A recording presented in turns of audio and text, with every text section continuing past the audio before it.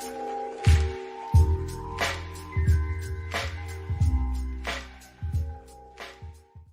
everybody, welcome back to Reason and Theology. Your host Michael, joined by Luis Dizon, and we're going to be talking about the recent conversion of former Father Hilarion Heagy, now Troy Heagy.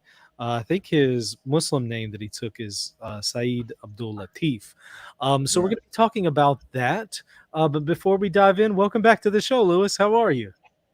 I'm doing well. Happy to be discussing this with you. Yeah. I feel like it's been a while since I did something Islam related on this channel, so I'm happy to be back on that horse. Um, Yeah, it's been a little while. So yeah, definitely glad to get you back on. You're the perfect yeah, person to really comment on this. In my opinion, I think you're yeah, one of the most well-versed Catholics in the area of Islam on YouTube. And so I wanted to yeah. get your thoughts. Now, for those who are not familiar, again, a former Eastern Catholic priest, formerly Father Hilarion Heagy, converted recently to Islam. And I spoke a little bit about this in a video called Eastern Catholic Priest Monk Becomes a Muslim. In fact, I'll share it on my screen just so you can see it. And, it got a lot of traction, and it started, it seems like it went viral in the Arab speaking world, where they were doing all kinds of videos and referring back to this one. Because it seems like I was the one who broke the news, at least on YouTube. And so they've been talking about it nonstop. And several people have asked for, some commentary and perhaps even a response to some of the things that have been said by Troy. Um, on why he left Catholicism for Islam. And he recently did do a video.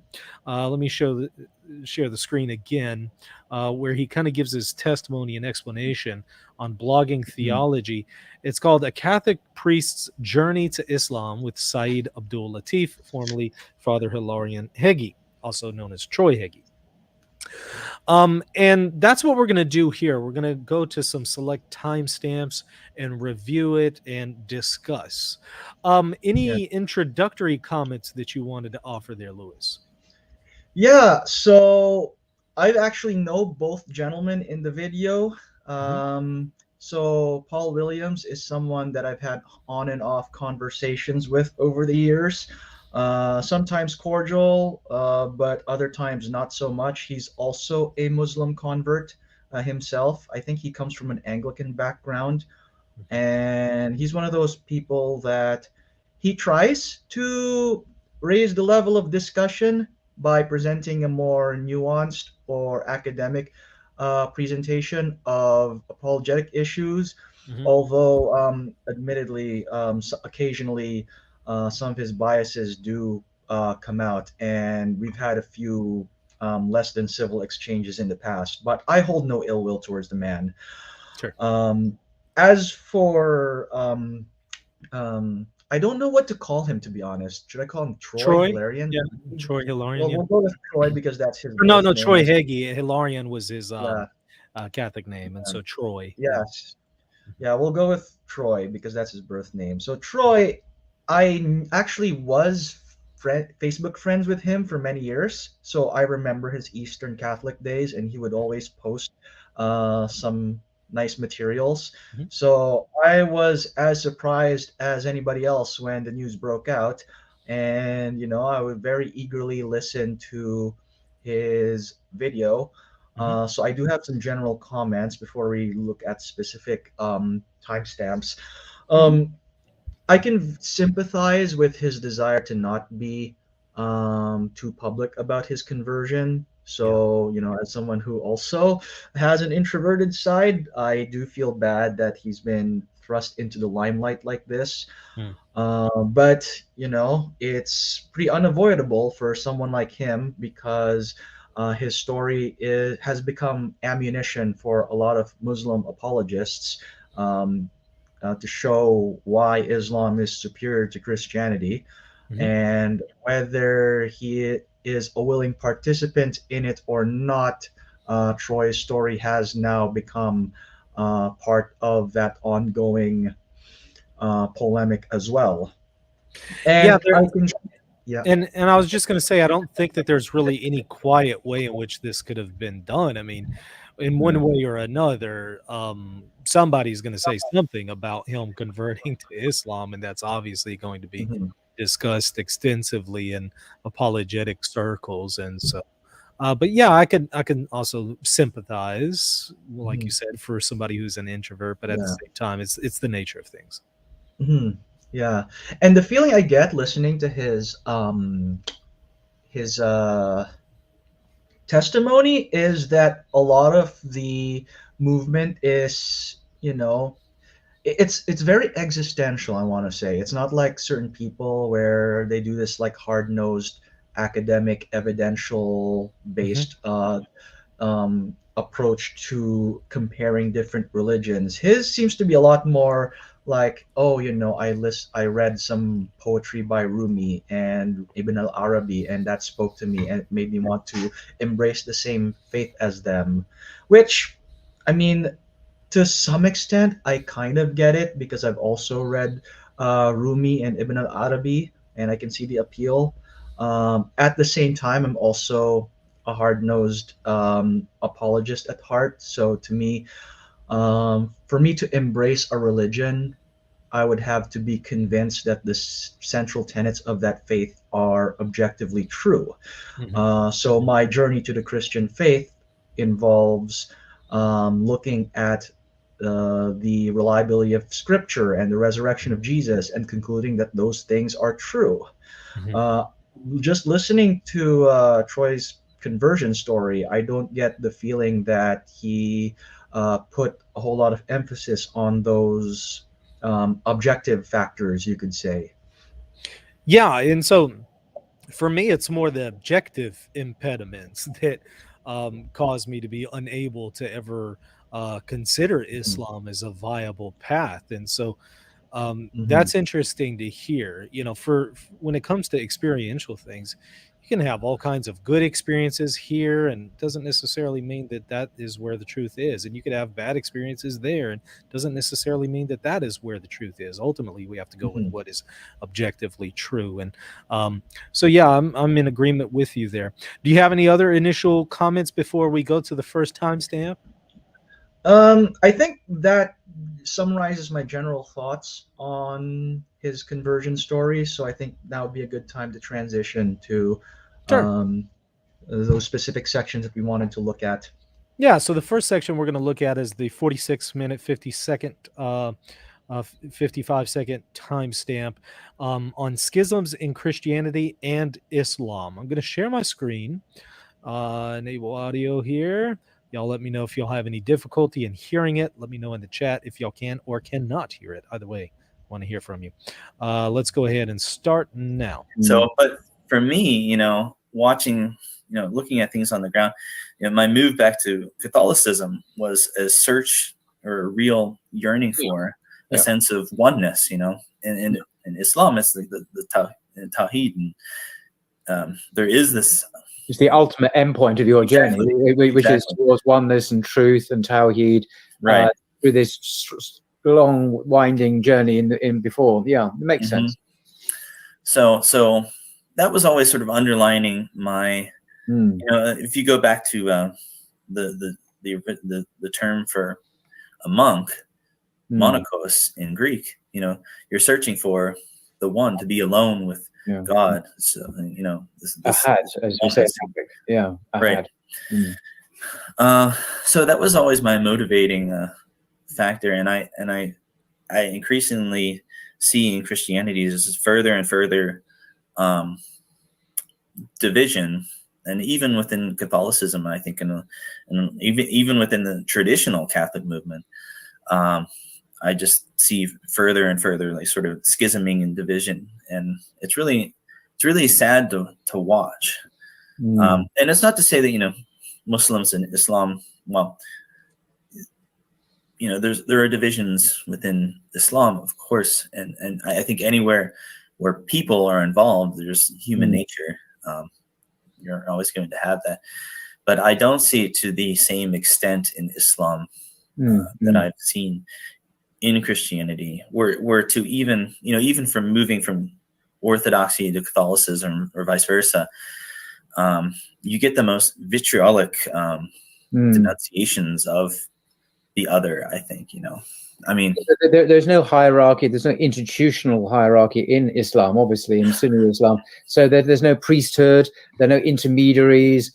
It's quite egalitarian in that sense that everyone, at least in theory, is on the same footing. So the potential for schism, institutional schism, is not so much there. But even theologically, there is overwhelmingly a mainstream normative Sunni tradition globally, which is like, 90% of Muslims on the planet. Right. And that's quite different from Christendom, which is split left, right, and center all over the place in ways you're, of course, describing. So did you? All right. So is the end of the first clip. Initial thoughts there. Yeah. I have to say, having encountered Muslims of different backgrounds over the years, I would really challenge the notion that Islam is much more unified than Christianity. Like, even like if you're looking at, he makes the point that 90% of the Muslim world is Sunni, which I don't know why we're going with percentages, because percentages change over time. Shiism, for example, might not be as prevalent now, but there were times in the past when Shiism was much more common throughout the Muslim world. In fact, if you look at Islamic history, there was a period known as the Shia century. I think that was the 10th century, and it was called the Shia century because at that time, the vast majority of the Muslim world was run by various stripes of Shi'i dynasties like the Buyids and the Fatimids. So this idea of like Sunni hegemony over the Islamic world is not that it's fairly recent, I would say. And the idea as well that Muslims are much more theologically unified. You may remember the times that we've had Dr. Khalil Andani on this show to talk about the diversity of different viewpoints within Islam. Even the idea of Tawheed is contested within Islam. There are different ways of understanding Tawheed, and they're different enough that certain Muslim groups will declare takfir over one another over those different expressions of Tawheed. You might remember that time we had Dr. Andani on to discuss his debate with Jake Brancatella, who holds to a more Salafi, Athari view of Tawheed. And it's funny because I paid close attention to the Twitter exchanges between the Ismaili and Athari communities before and after that debate, and they were vitriolic as heck. Like, most of the Athari Salafi types refuse to acknowledge Ismailis as fellow Muslims. So don't be telling me that Christians are much more vitriolic towards each other over our doctrinal differences. Muslims can be just as bad with each other on that regard. Yeah, and I think that that's true because it's a problem of sin. It's not a problem necessarily of community. It's a sin issue. So you're going to find that in any group that is out there, period. What did you think about his comments about an institutional authority? In Catholicism, there is an institutional authority. You do have the magisterium, the teaching authority in the Catholic Church. And so if somebody dissents from that, they're dissenting from the institution that Christ established rather than being in conformity to it.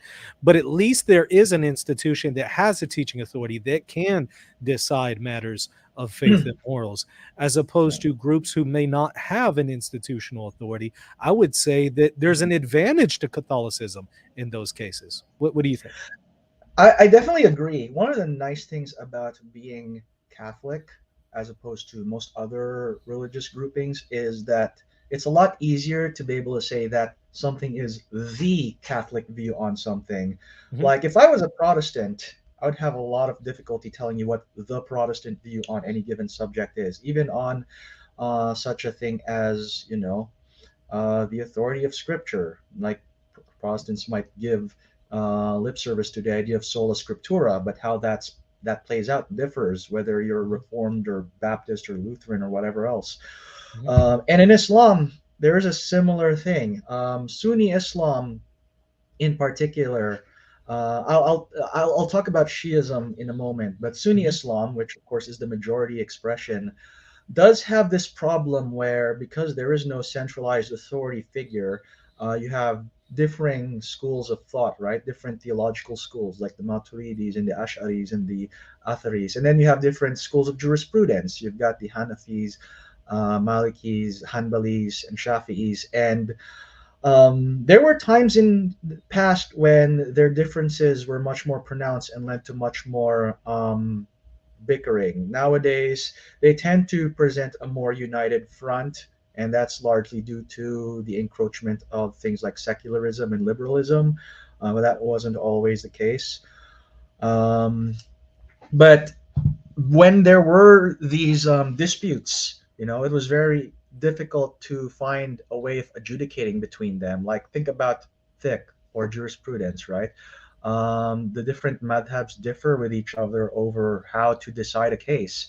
A Hanafi would give greater credence to the idea of qiyas, for example, or analogy, whereas a Hanbali would not give it so much weight.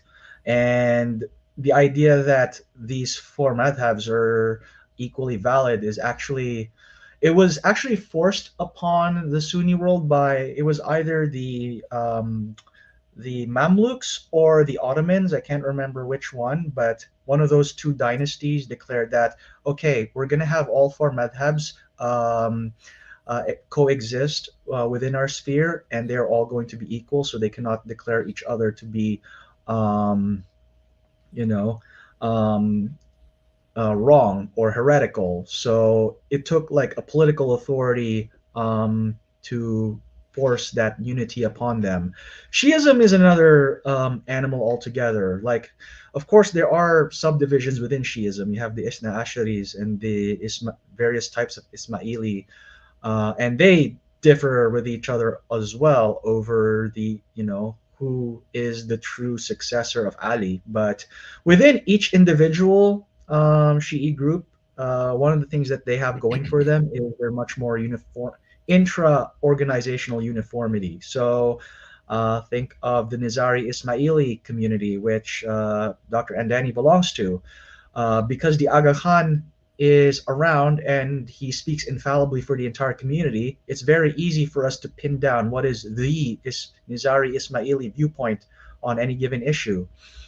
With the Twelver Shi'is, you have the Ayatollahs, who are the supreme religious authority, and they speak on behalf of the hidden Imam.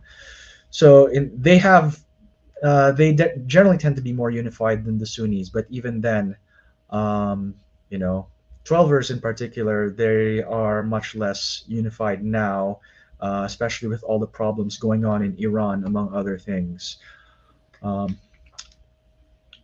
Which form did Troy convert to? All I can tell is he is converted to some form of Sunni Islam.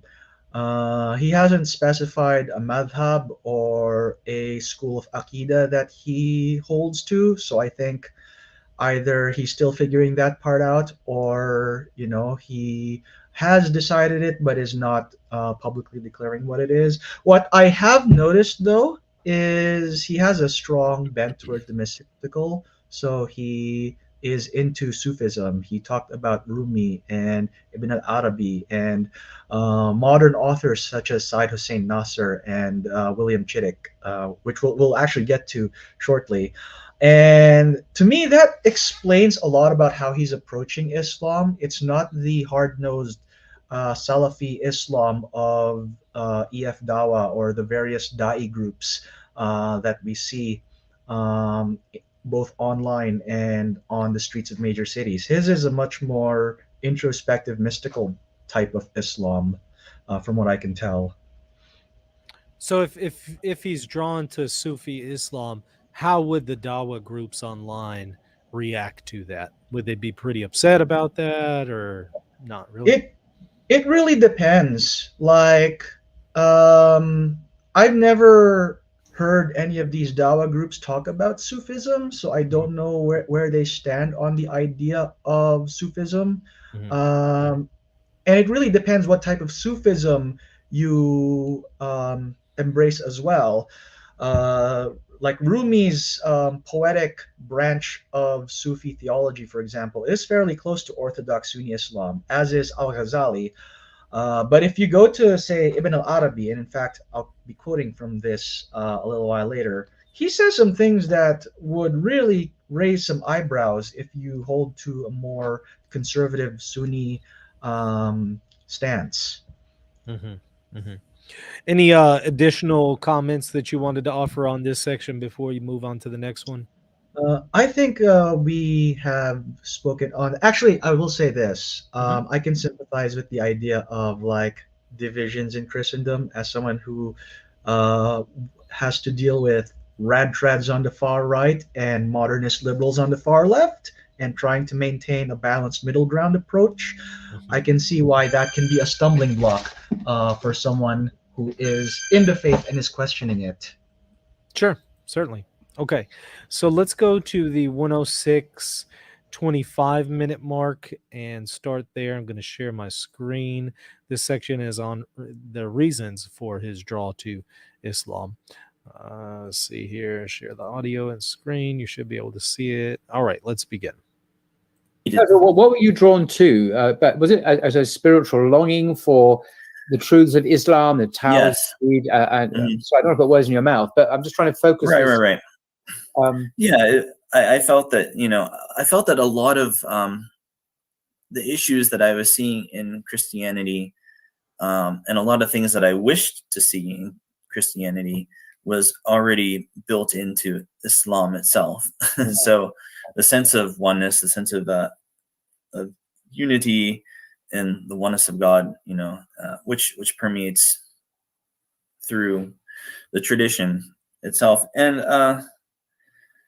the depth of the spiritual life in sort of the Sufi traditions, and the depth of the intellectual tradition. I mean, I think just listening to Tim Winter, Abdul Hakim Murad, listening to his talks, I just felt he was saying things that I agreed with and just felt naturally, and he was sort of putting it into words in a way, and I think he's really good at tying the tradition, sort of presenting traditional Islam within a Western context, I think, Yeah, and so Hamza Yusuf as well does a similar. Yeah, him as well.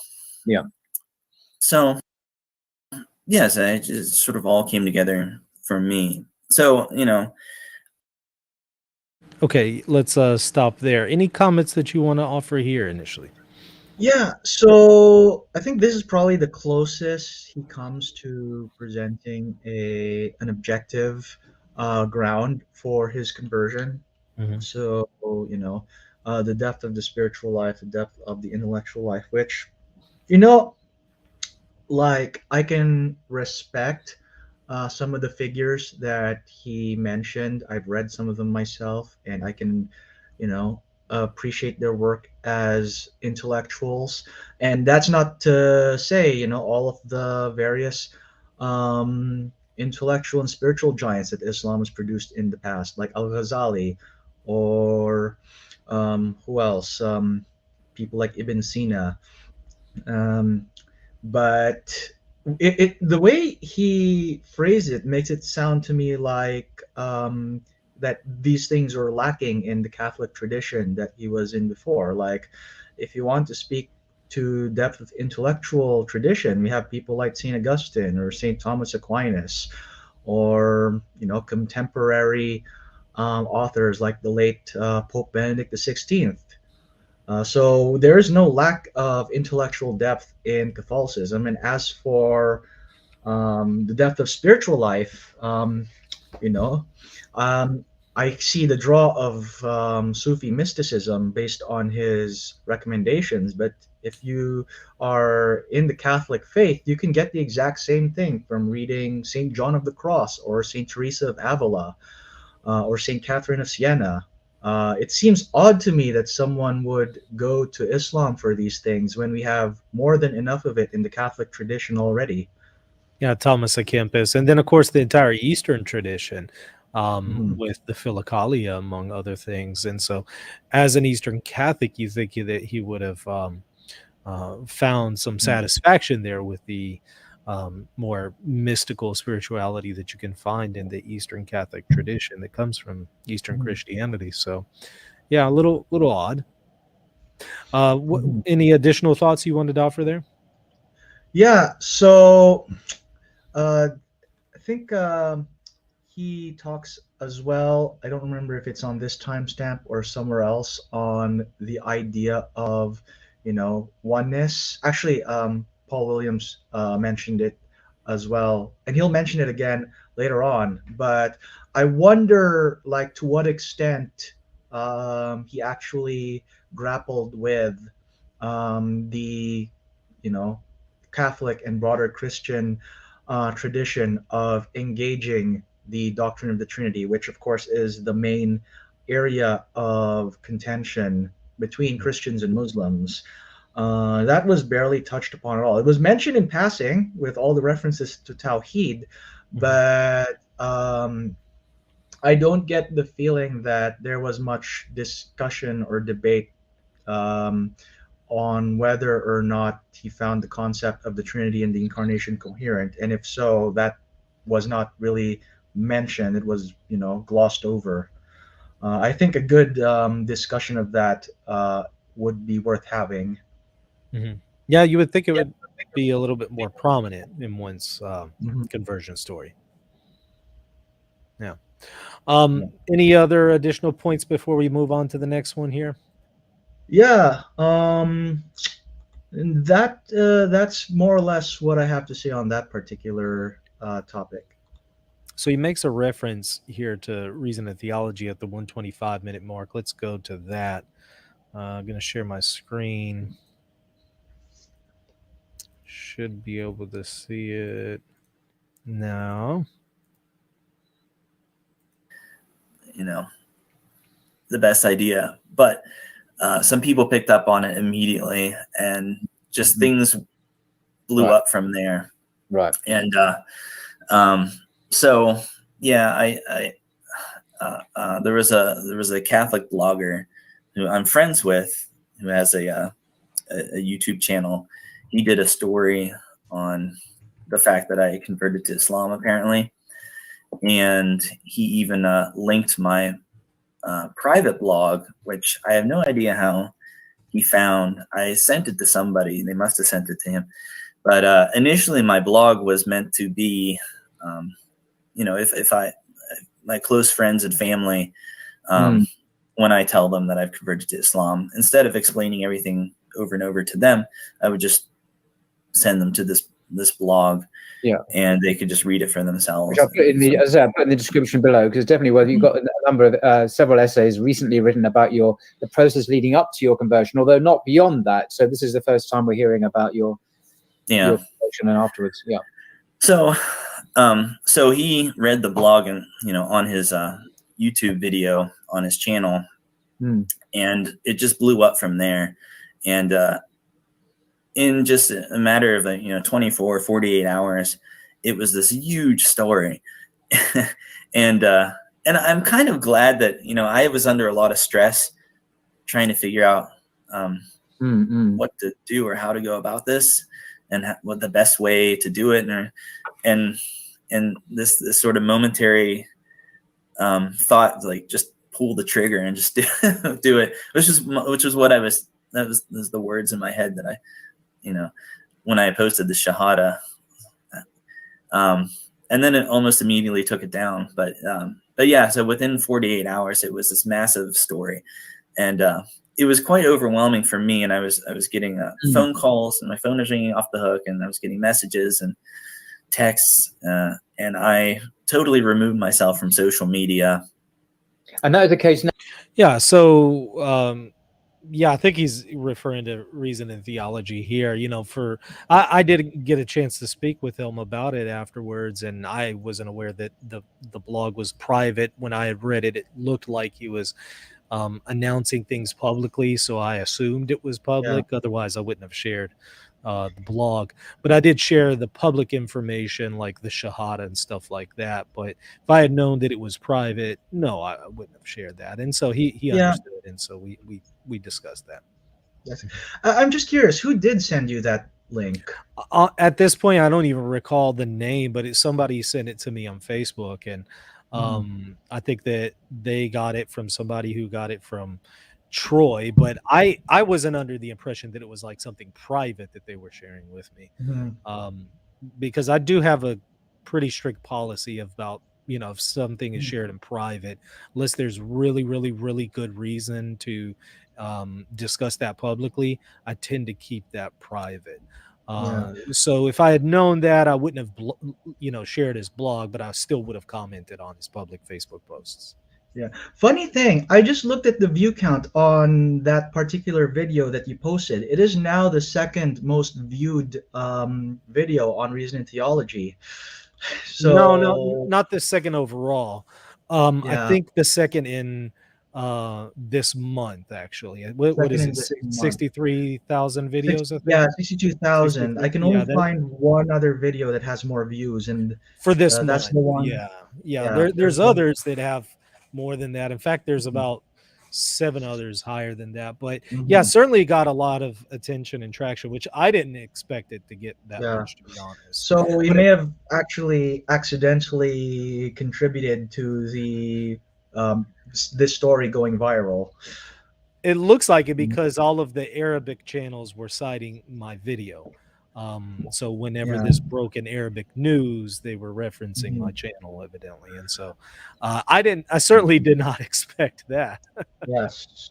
Well, but I noticed that they sure seemed to be celebrating it. And I thought, wow, so I guess for them to celebrate it at this level told me, I guess they don't get a whole lot of converts at this level. Yeah, actually, it's funny because I didn't include this among the timestamps, but he was also mentioning that there's a bit of misunderstanding about his actual place within the hierarchy. Some people are saying he's a top priest. Other people have even mistaken him for Metropolitan Hilarion, who was a completely different figure. But I have a friend, I will not mention his name, but he is a Christian convert from Islam in a Muslim country, and he told me that his friends and family are in fact using this conversion video to convince him to return to Islam. So it is definitely making the rounds in the Islamic world. Who was Troy under? Do you know who his bishop was? I haven't been able to ascertain that, and nobody that I know knows that information either. I don't know either. That's not something that I have dug into. And I'm not saying that he wasn't under somebody's jurisdiction, but I do think that it's important to know who it was. I know we've all assumed he was an Eastern Catholic priest. I know he came from Rokor, but I would like to know where he was incarnated, if he was incarnated, because he was preaching. He was going to various places, preaching in those congregations, and you would think he would have to be incarnated to be able to do these things. So I would like to know who it was, just so I can have some better perspective. Not saying that he didn't have it, but I did find it odd that literally everyone I spoke to after this news broke, nobody knew who he was really under. He was associated with monasteries, but then they say, no, he wasn't really, an actual member here. And so I don't know. Perhaps he can answer those questions. So Diego in the chat box just said, Troy would be under the Romanian Metropolitan. I'm a friend of the monastery. I've heard of that. Do we know that for sure? Who was he incarnated with? I've heard things along those lines, but has that actually been confirmed? Those are just questions that I'd like to know. At the end of the day, it doesn't significantly matter because he made this decision nonetheless, but I would like to know who he was incarnated with, or if he wasn't incarnated and he was preaching without being incarnated. That would be interesting to know as well. I don't know. I'd like to hear some clarification from him. Only he can answer that question unless somebody else knows. But nonetheless, I noticed the people, however, that this attracted was the worst of the worst. I can tell you in the comment section, I got the nastiest comments from Muslims. So I am concerned about, and I'm not saying that this was his intention in the conversion, but I'm concerned about the kind of people that this stuff attracts. Again, I'm sure he would condemn some of the things that I saw, but it attracted the worst of the worst people that you can find online. I had to block so many of them. It was incredibly insane. And all kinds of ridiculous accusations. There were tons of Muslims who came on to my channel in other videos commenting in those comment sections saying, why did you disable comments on Hilarion's video where you were reviewing him? Why did you disable those comments? You're just afraid of the truth. You're afraid of Islam. And then they would go to trash Christians, and it was just disgusting behavior. And the odd thing is, just for those who want to know, I didn't disable the comments because I'm somehow afraid of Islam. I'm not. Obviously, we have a lot of videos engaging Islam. I'm not afraid at all of Muslims or Islam, to be very clear. The reason why I disabled comments on that video was rather the exact opposite. I knew that some Christians would condemn Troy and would speak of him in ways that were inappropriate, because there are Christians who will do that, who don't live according to Christ's teachings. And they would speak of him in such a poor way that I was concerned that whenever Troy wants to rethink this decision and come back to Christianity, because I think he will one day, whenever he wants to do that, the last thing I want him to remember is the nasty comments from Christians condemning him in the comment section. So that's why I disabled comments very early on. Yeah, unfortunately, young, brash, ill-tempered people speaking ill of those outside their faith seems to be a problem in every religious tradition, whether it's rad-trad Catholics, hyperdox, like screaming Calvinists, or Salafi Muslims on the internet. It seems that there's a certain personality type that no matter what religion you belong to, they're gonna go off on other people. Yeah, certainly odd, but it was comical to see how ridiculous some of the Muslims were in the comment section, that somehow Christians are just so afraid of Islam and the truth that we have to disable comments, and they can't even bother to look at an entire playlist of videos that we have on Islam with comment sections open, by the way. Any more comments on that one before we move on to the next one? Well, actually, the next couple of timestamps are the ones I'm most interested in discussing. So I'd like to move to those soon. Okay, let's go ahead and share my screen. Bring it up. There we go. All right, let's begin. You live. Oh, yeah. So that's where that name came from. Right. Okay. My next question is books and online resources. What's been a help to you? What would you recommend, by the way, to Catholic priests, Orthodox priests, other Christians who are curious about Islam? What resources would you recommend, other than listening to your good self and your blog, of course, but other than that, what resources would you recommend they perhaps look at? Well, yeah, I listed a bunch of them on my blog, but I think, YouTube has been, I mean, you have to know, I think if you go on YouTube and just type in anything, you'll get probably the top search results aren't maybe the best. I don't know. But I found like a lot of the talks of Abdul Hakim Murad, Tim Winter, been very helpful for me. He also has on, I think it's 11 hours, 11-hour long course on YouTube of just like introduction to Islam by Tim Winter, Abdul Hakim Murad. That's been very helpful. Mm-hmm. Your own blog or your videos have been helpful for me. I think there's a blog that I found also very helpful. A YouTube channel, Let's Talk Religion. Oh yes. I think it's not a channel that's exclusively devoted to Islam, but I would say a good 2/3 of the videos that he produces are about the history of Islam and different aspects of Islam, like what is Sufism, Ibn Arabi, what is Twelver, Shia Islam, those sorts of things, and I found that very helpful. William Chittick, I didn't put him on my list, on my blog. I probably should have, but he's got a lot of excellent books. I'm reading his book on Ibn. I'm looking at it now. Ibn Arabi at the moment, published by One World. He's an incredible writer. Chittick. He's always an American academic. Yeah, I found that a lot of Western converts to Islam who understand, I think, Christianity and Western culture, or sort of speak the language, I suppose, who have converted to Islam have been the most helpful for me, because they sort of build a bridge between two worlds in a sense.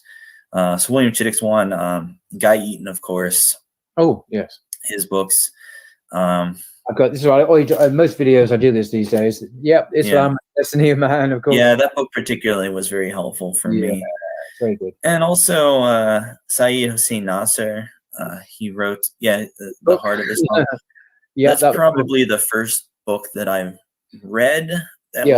This was my first book, and that was the second book I ever read. I think it was the first book I read that was about Islam that wasn't, I guess, critical of Islam, or it wasn't a polemical piece, sort of hit piece on Islam.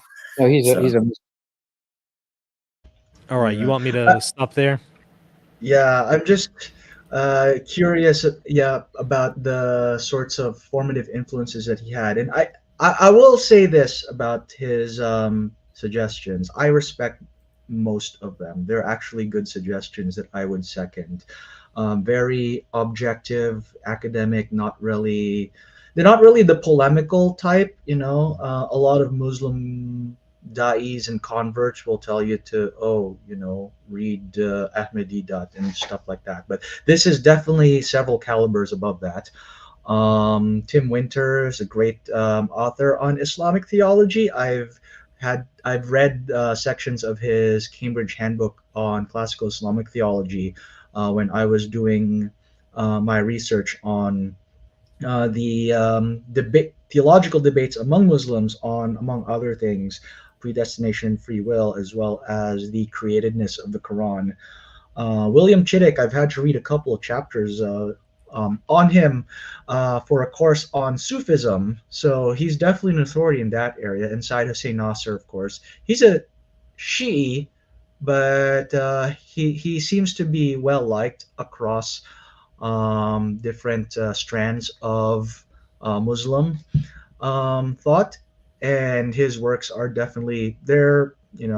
He comes as a somebody who really appreciates his own faith, but also wants to present it in an academic light. And in fact, anybody, if I can make a suggestion of my own, I don't know how many people have a copy of the Study Quran, but it's actually published.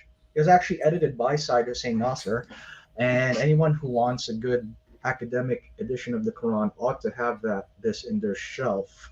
They keep it in the bottom down there, so that I can, peruse it whenever I need to get a good commentary on a particular Quranic verse. So I think I can get an idea of what sort of theology Troy has espoused based on his recommendations. As I mentioned before, it's very heavily oriented towards the mystical.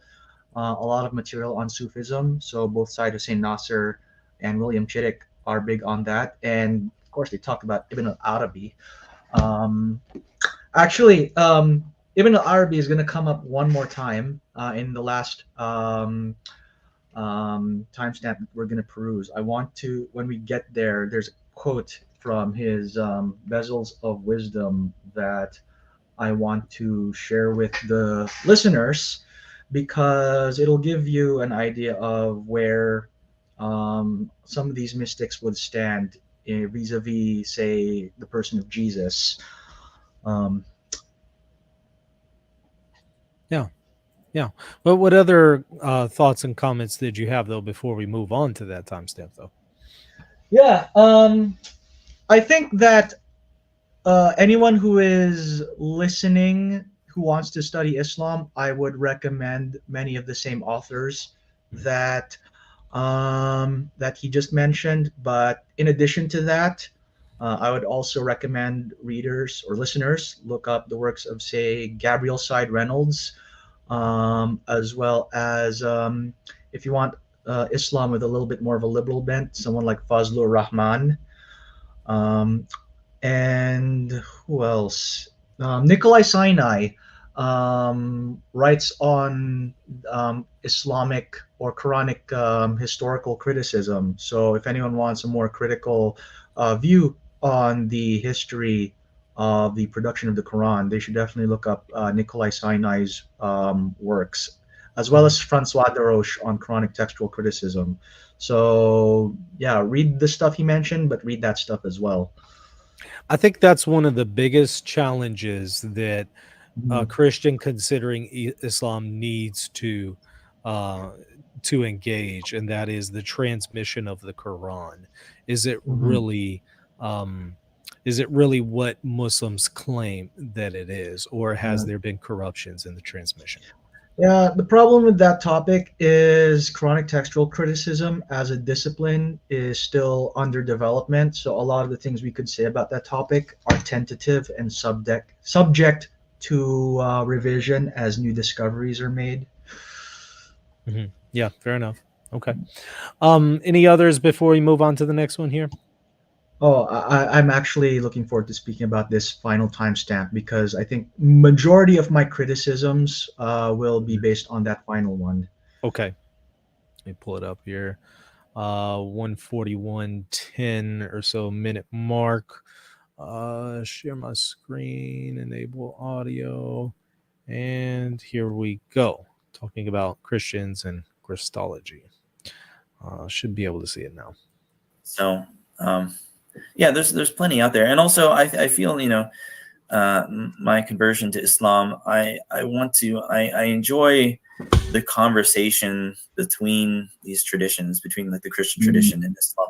I think there needs to be more real, meaty interaction between the two. So I feel, like I said, embracing Islam is more, moving towards a more, what I feel, a more holistic understanding of things. And it's not necessarily, there's definitely no, in my conversion, the sense of I was rejecting something or rejecting Christ, or certainly Christ within the context of Islam is recontextualized, and there's even a high Christology, I think, in certain aspects of Islam. Certainly, if you read Ibn Arabi, I think. So I think there's a lot of misunderstanding on behalf of Christians as to Islam and what Islam says about Christ and other religions, etc. So I think that his mother as well, the Virgin Mary, who's obviously honored in Catholicism, has a whole chapter of the Quran named after Surah Miriam, of course. And Jesus is highly revered in the Islamic tradition as a great prophet and Messiah, born of a virgin, who did many wonderful miracles by the permission of God. So, and this is the early Christology. This is the Christology of the earliest church and of the earliest disciples. It's not a novelty or an innovation or an Islamic view. This is the authentic, original understanding of Jesus, re-established and re-proclaimed to the world in Islam. Alhamdulillah. All right. Yeah. So, comments on that? Yeah, so there's a lot to unpack here. So I definitely agree. We need a more ironic, non-polemical approach to Christian-Muslim dialogue. The thing I appreciate about Troy is his ironic approach to all of this. He's not the sort of person who's out to prove a point, you could say, or try to, you know, refute, quote unquote, someone else. And I appreciate that. Like, he's the sort of person that I would be happy to have an interfaith dialogue with, whether it's here on Reason and Theology or any other channel. And of course, it accords with Nostra Aetate, which tells Catholics that we need an approach to Islam that focuses on bridge building without compromising any of the truths of the faith, of course. We should never be afraid to proclaim the fullness of the truth, that Jesus died for our sins, that he established a church, and that he mediates salvation to the world through his church. Now, there's I'm very interested in some of the comments that were just made about Christology. So let's begin with a few things. So Ibn al-Arabi came up once again, and I'm always you know, I did some context. I actually did a course on Ibn al-Arabi specifically in my undergraduate days. My professor was Todd Lawson, who has since retired from the department. He had us read Fusus al-Hikam, or Bezels of Wisdom. So I have my copy of it here. Still has a lot of the annotations that I wrote when I was reading it for the course. But there's one particular chapter. It's chapter 15, for those who are interested. It's called The Wisdom of Prophecy and the Word of Jesus. Now, you just heard Troy mention that there is high Christology in some of these Sufi mystics. Now, I wonder if the sort of Christology that Ibn al-Arabi propounds would be acceptable to the vast majority of Orthodox Sunni Muslims. I'm just going to give you a few quotes. So, in one area, in one quote, this is page 174, Ibn al-Arabi states that Jesus was, in a special way, what every man is potentially. That is to say, a spirit enshrined within natural form, which is nothing other than the spirit enshrined within his nature. And this is interesting because he's basically saying that Jesus is the example of the perfect man. So in discussions of Ibn al-Arabi's thought, there is this idea of the insan al-kamil, which is Arabic for the perfect man. So the idea is that the insan al-kamil, it perfectly embodies what it means for a human being to be in full union with God. And by the sounds of it, in the thought of Ibn al-Arabi, Jesus is an example of the insan al-kamil, which is interesting because that's a very exalted view of Jesus, and I'm not too sure if how many Muslims out there would be willing to say that about him. And then going on, one of the interesting things is how Ibn al-Arabi sort of interacts with classical Muslim objections to Christian beliefs. So I'll have a couple more quotes that I want to share. So in the next page, Ibn al-Arabi states, "Now the measure of life that pervades a creature is called divine, humanity being preeminently the locus in which the spirit inheres. Thus humanity is called a spirit by virtue of that which inheres in it." So he's turning Jesus into sort of like a symbol of what humanity could potentially be. And it says that there is a certain sense in which we could be, that there is a part of us that is divine because it comes from God and his spirit, which is another interesting thing.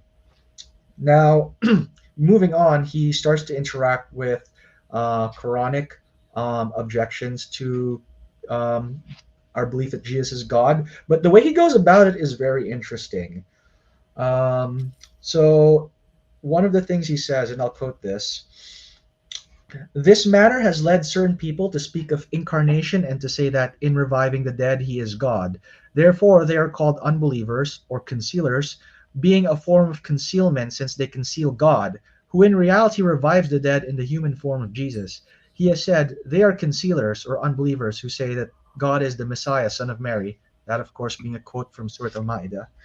The real error, unbelief, in the full sense of the word, is not in their saying he is God, nor the son of Mary, but in their having turned aside from God by including God in human form in the matter of reviving the dead, in favor of a merely mortal form in their saying he is the son of Mary, albeit that he is the son of Mary without a doubt.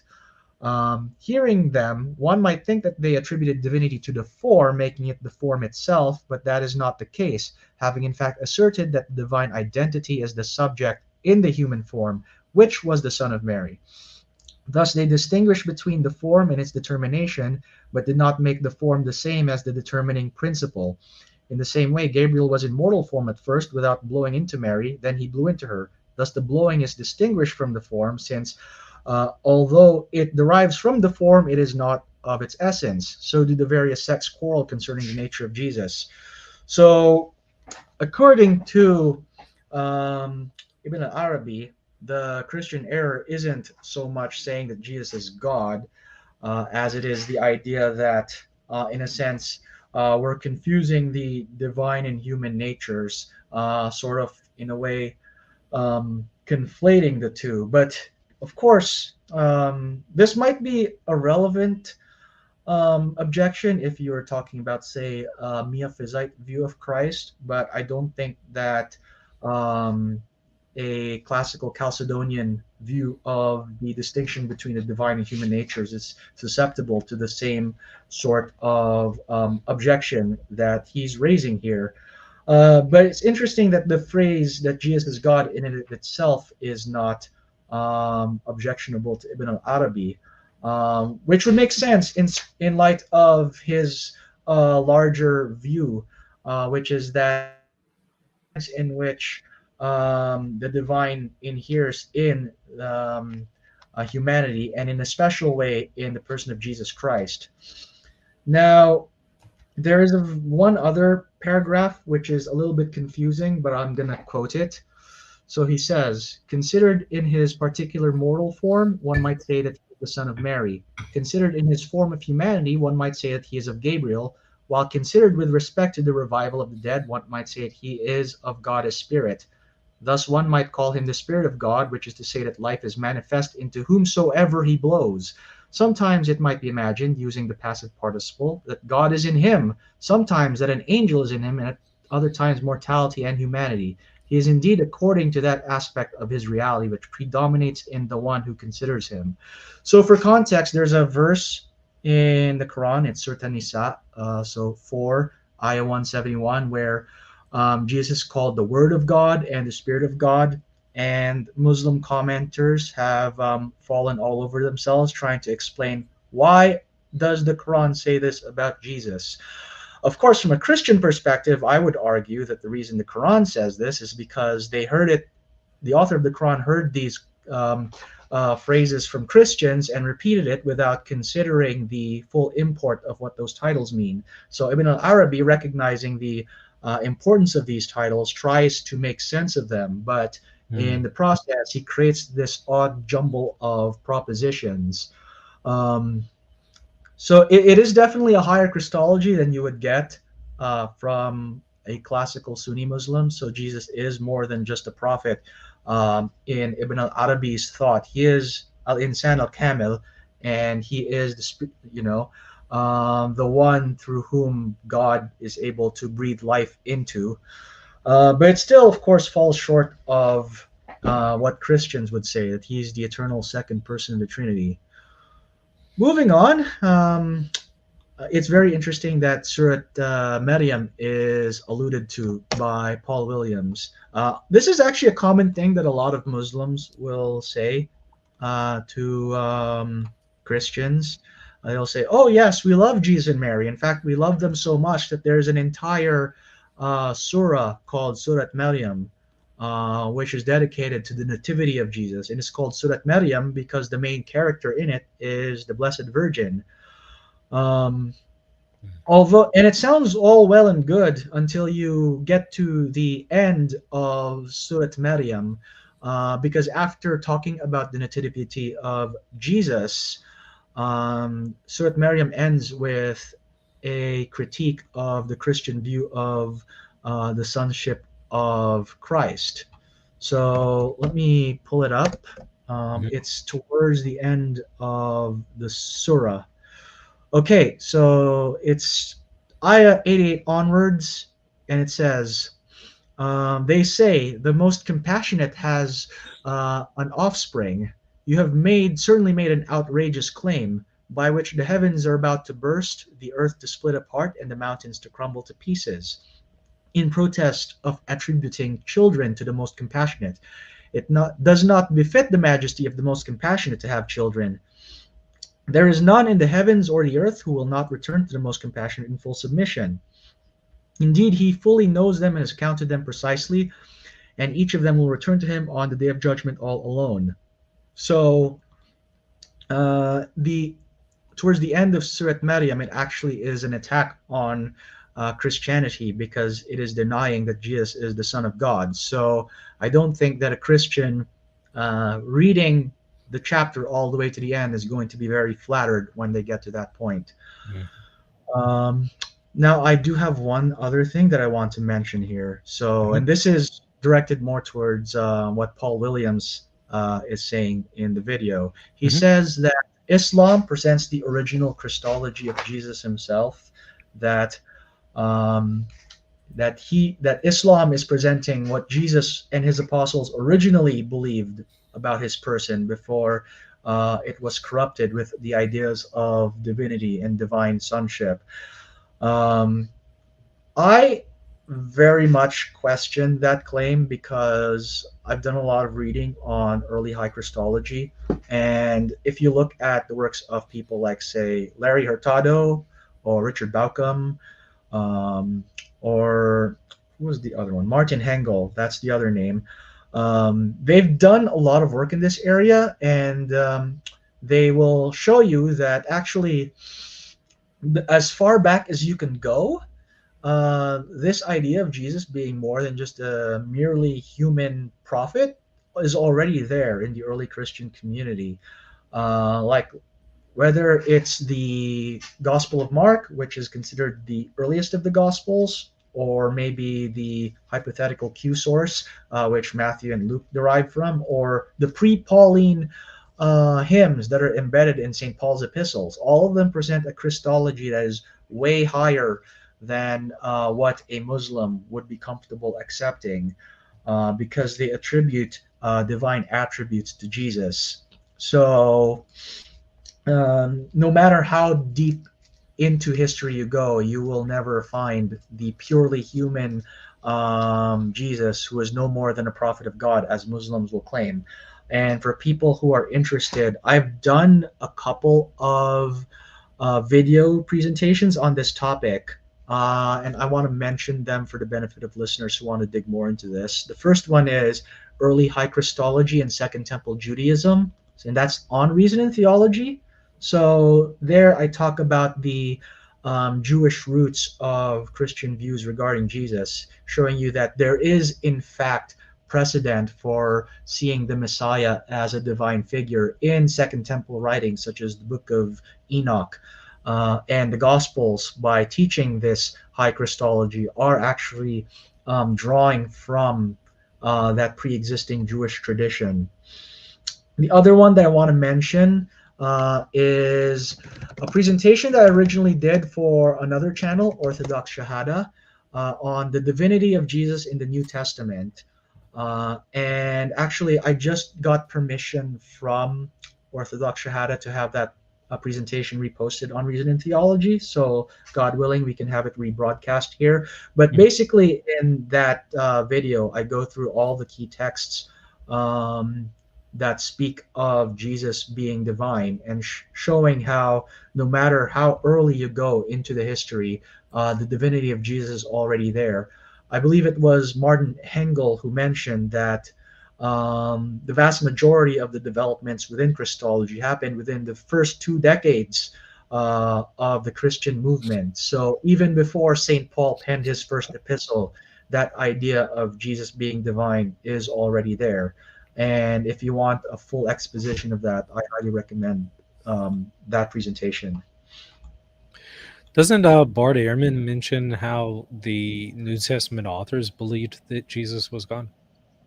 Yeah, yes and no. Bart Ehrman wrote a book called How Jesus Became God, and one of his arguments is that the idea of Jesus being divine develops gradually. So you'll find it in a very weak form in Mark and in a slightly stronger form in Matthew and Luke. And then the fully developed form of the divinity of Jesus appears in the Gospel of John, finally, where Jesus is called the eternal Logos of God, that Mhm. he is of one nature with the Father, Mhm. etc., etc. Um, Ehrman's arguments were actually responded to. There is a book called How God Became Jesus, which was produced by a team of Protestant evangelical theologians like Michael Bird and Simon Gathercole, where they respond to Ehrman's arguments and show that actually you can find evidence for Jesus' divinity much earlier than claimed. Simon Gathercole actually has another book called The Pre-Existent Son. Subtitle, I believe, is along the lines of Recovering the Christologies of Matthew, Mark, and Luke, and he shows how um, Jesus is already imaged as being eternally pre-existent, even in the Synoptic Gospels. So you don't have to wait till the Gospel of John for that idea to come about. Yeah, but I mean, if we have it already early on, within the first century, doesn't that undercut the narrative of the Quran and of Islam? It most definitely does. In order to maintain the view of Muslims that Jesus was originally a purely human prophet, you have to basically posit that the initial message of Jesus was so thoroughly erased that by the time you get to the very earliest writings, it Mhm. has already been replaced by something heretical. Mhm. Actually, something just came to mind as I Mhm. was preparing for this talk, and I was listening to what Paul says in this video. Mhm. You may remember that St. John Henry Newman had a similar argument against Protestantism in his essay on the development of Christian doctrine. He argues that in order to posit that the early church is as you claim it is, you have to posit that all traces of it have been obliterated from the record. And I want to actually cite something that St. Newman said in his essay on development of Christian doctrine. Now, he was originally aiming at Protestants, but what I'm going to do is I'm going to replace the word Protestant with the word Muslim. So Newman, as I have slightly reworded him, states, so much must the Muslim grant that, if such a system of doctrine as he would now introduce ever existed in early times, it has been swept clean away as if by a deluge, suddenly, silently, and without memorial, by a deluge coming in a night, and utterly soaking, rotting, heaving up, and hurrying off every vestige of what it found in the church before cock crowing, so that, when they rose in the morning, her true seed were all dead corpses, nay, dead and buried, and without gravestone. The waters went over them, there was not one of them left. They sunk like lead in the mighty waters. Strange antitype indeed to the early fortunes of Israel. Then the enemy was drowned, and Israel saw them dead upon the seashore. But now it would seem water proceeded as a flood out of the serpent's mouth and covered all the witnesses, so that not even their dead bodies lay in the streets of the great city. No, he must allow that the alleged deluge has done its work, yes, and has in turn disappeared itself. It has been swallowed up by the earth mercilessly as itself was merciless. So, if there was a proto Islam that existed during the time of Jesus, it has been so thoroughly effaced from the historical record that you cannot find it no matter how hard you try. Yeah, yeah, which is again, from a historical perspective, it's really hard to see the claims of the Quran, not only on this point, but also, in my opinion, on the transmission of the Quran. So, yeah, any additional points you wanted to offer here before we wrap it up? Yeah, I think that's everything that I have to say about some of those claims that are made regarding Christology. Mhm, mhm. Very helpful stuff. Lastly, let me maybe ask you this. What would you say um, would be something that Troy would want to consider having made this decision? What would you say he might want to consider in the future to perhaps, maybe reconsider his decision? All right. So I want to talk a little bit about my own story. Mhm. Okay. So I've been investigating Islam for more or less the same length of time that Troy has. My first serious discussions on Islam were back when I was in high school, and I had a couple of Ahmadi classmates who were trying to show me books by their scholars Mhm. refuting Christianity. Um, I, of course, was very interested to hear about this perspective. So I looked at some of the arguments. They try to argue that, the idea of Jesus dying and rising again, that he was divine, were all later concoctions, inventions by the Apostle Paul, among other people. But these claims never really rang true to me because they didn't match what I knew based on evidence from scripture and history. So I dug into these claims and I found that they really did not hold water. And I've spent the next several years after that talking to various Muslims, reading the Quran, reading works by Islamic authors, listening to debates between Christian Muslim apologists. And I cannot for the life of me find anything that would convince me that Islam has that verisimilitude that Christianity has. And the main reason, of course, that I say this is at the end of the day because of Christ.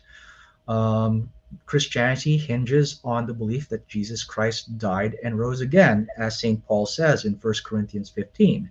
All of my research into the truth claims of Christianity have led me to believe that Jesus did indeed die and rise again, as the New Testament tells us, and that all of the attempts to say otherwise fall flat. And I cannot accept a faith that requires me to claim, as the Quran does, that وَمَا قَتَلُوهُ وَمَا صَلَبُوهُ وَلَكِنْ شُبِّهَ لَهُمْ. They killed him not, nor crucified him, but it was made to appear so to them. That, to me, is plainly a lie that is refuted by history and is refuted by logic and reason.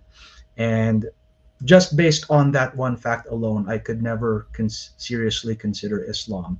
And I would exhort Troy, Hilarion, Said, whatever name you want to go by, if you're listening to this, I want you to dig into these claims. Dig into the claim that Jesus Christ died and rose again, and the claim that the Bible is the Word of God, and ask yourself, what, objectively speaking, which religion presents the better claim to truth. I think you will find, as I have consistently time and time again, that Christianity makes the most sense of reality. And I would exhort you to look at these truths and to embrace them once again. Well said, Luis. Thank you so much for coming on and giving your analysis of that video. I truly appreciate it. And looks like everybody in the chat really, really enjoyed it as well. So thank you so much for coming on and doing this. Any parting words or any plugs you want to put in? I think I already plugged in all of the stuff that I want to.